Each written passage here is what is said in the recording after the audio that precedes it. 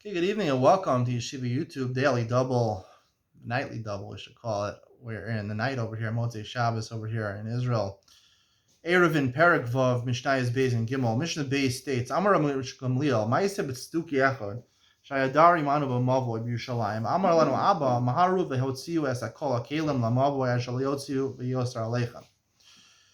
We mentioned in Mishnah Aleph that if you have a Nachri, a non-Jew, living amongst you, right, his bias is not considered a bias. He doesn't have any part of the Eruv, right? He doesn't have the part of the Eruv. Nonetheless, you're supposed to be socher. The right way of doing it is to rent his property from him for Shabbos at least, because Chazal goes over something else. They didn't want you to be living among a lot of non-Jewish people because they're chashal shvichas damim.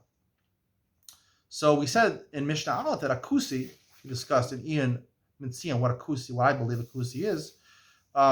It's not clear from the Gemara exactly what a kusi is. They're also considered like a nachar. So this Mishnah deals with a third type of person. It's Saduki. Now, Saduki, commonly it's commonly translated as somebody who's doesn't believe in the oral Torah, he only believes in the Torah Shebachtav. I mean, I don't really remember Sadducees in history or whatever. Maybe in Jewish history there is such a thing, but it's something which theoretically should apply nowadays also. So that's what this discusses. This halacha discusses machlokes between the Tanna Kama and Rabbi Yehuda of what Rabbi Gamliel really said to his children. So according to the Tanna Kama, Rabbi Gamliel said to them that a tzduki is not considered like a nachri. He's not considered like a nachri. If he's not considered like a nachri, it's considered like a Yisrael. So therefore, if he doesn't join in the Eruv, it could hurt everybody else. So therefore, he said, bring all your stuff out, all the kalim out, including the stuff that the person in the stuki had in his house. Make sure he brings it out also, right? Because if the stuki goes ahead and himself brings out his stuff on Shabbos, so therefore because he was not ma'ariv with you, and technically it could be he's not allowed to be ma'ariv with you, so he ruins it for everybody else. We're going to learn Eiruvin Chatzeros and Shtufim Abus, right? It ruins it since you're joined in the Chatzer. You share a common yard. I think just technically, let's say in America, a side street would be a Chatzer also, because a side street is basically a yard that everybody, like a sidewalk or something like that. So if one person does not join in your Eruv, he doesn't join in, so then it's a problem. Rabbi Yehuda says,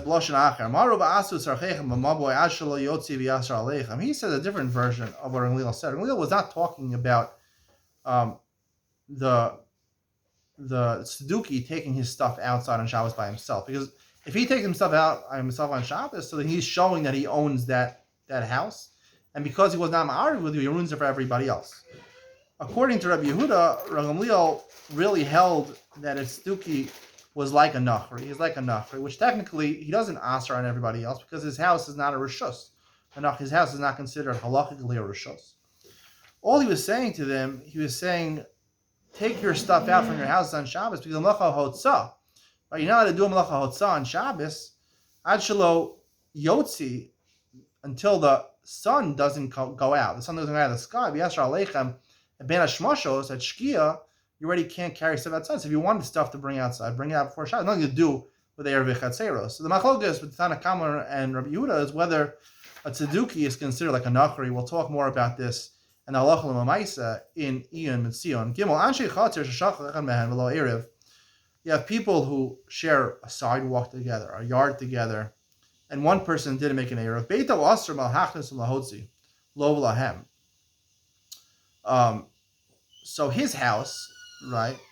You can't bring stuff from his house outside to the common yard, or from the common yard into his house, both for him and for everybody else.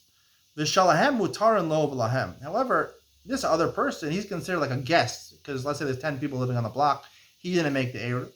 So what I said before, that he ashers on everybody else, he ashers his rishus on everybody else. No one can bring into his house. He can't bring outside into his house, into the common yard. However, the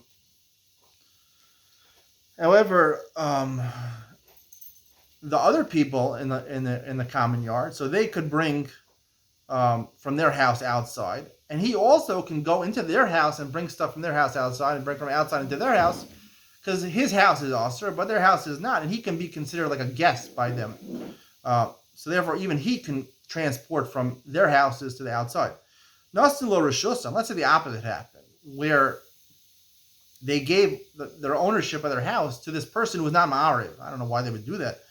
So now he owns all their houses, so he can carry from his house to the common yard or from the yard to his house, but they can't. The reason they can't be guests is because one person is a guest by many people. Many people are not guests by one person. Let's say there were two people that didn't make an Eruv in the Chatzar. So they each aser on each other. One person can be considered a guest. Once you have two people are not considered a guest anymore, so therefore they can't transport from their house outside, or from their house to the other person's house, or from their yard to the other person's yard.